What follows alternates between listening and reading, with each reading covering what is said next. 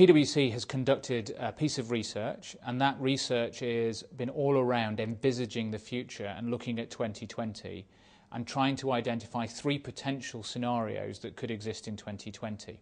And those scenarios are what we call a blue world, where corporate is king and where it's all about metrics and about globalization. It's identified a green world, which is primarily driven out of corporate responsibility, environmental responsibility, and how that is critical and important to the brand of an organisation in the future. And we've also looked at an orange world, where we said tribes thrive, where the success of an organisation is likely to be more reliant on its agility, and in order to be sufficiently agile in that environment, it taps into networks of people who are not employees but sit in guilds or sit in organisations outside of it. There's much more emphasis on sourcing and outsourcing in that world. Key features of how individuals would then operate in the orange world relative to perhaps how they might today would be things such as the fact that individuals would be accountable and responsible for building their own capability and skills rather than relying on organisations to do that.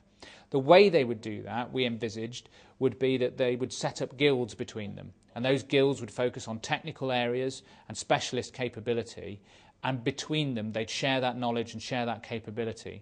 People are likely to have to buy into that, either through donating time or money to help other people build those skills. The advantage of a network world would probably depend in the industry and would probably depend on the kind of services and the pace and agility required within a given industry.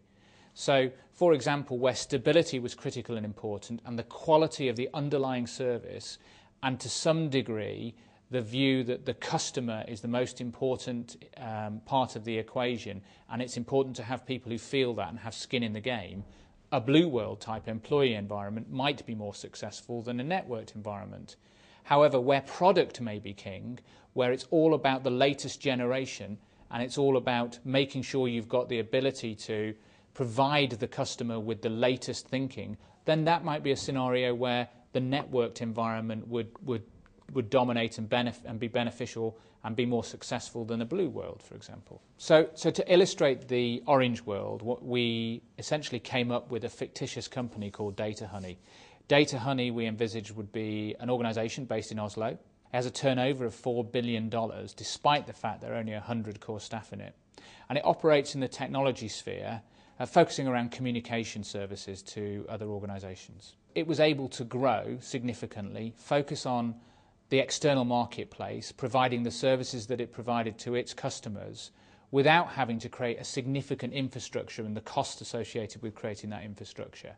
And because it operated in a world where it needed to be agile, it needed to be able to evolve its products and services to match the way the market was going, it was clearly at an advantage to larger organisations which would have to instill in themselves a significant change program just to match the evolution of products and services. It obviously has 100 core staff. They have their own values. They're very clear on what they want to do as part of a business, and brings in capability from its network, enabling it to, if you like, rotate that capability rapidly, bring in innovation from outside and move forward much more quickly. And it needs to have to do that because the competition is rapidly leapfrogging it every year, and they need to stay ahead.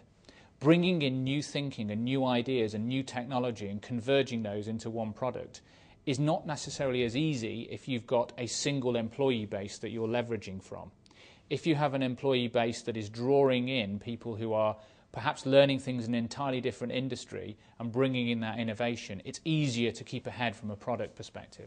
It is also fair to say that in today's world there are organisations that are able to leverage their capability to identify talent and bring them in. And in many ways, one of the great things for those organisations is they would be truly set up for success if the world moved down the route of a more orange-type world based on the way in which we envisage it happening. And almost the competitive advantage in the future will be the way in which organisations, HR departments, or indeed will they become procurement departments, are able to bring in that right talent at the right price, at the right time, to deliver the right capability for the organisation to be the winner. Of course, in reality, it is likely that the world will be a hybrid of many different sorts of worlds, be it blue, green, orange or other colours that haven't been envisaged in the report. So it's difficult to say at this point whether that's the right strategy.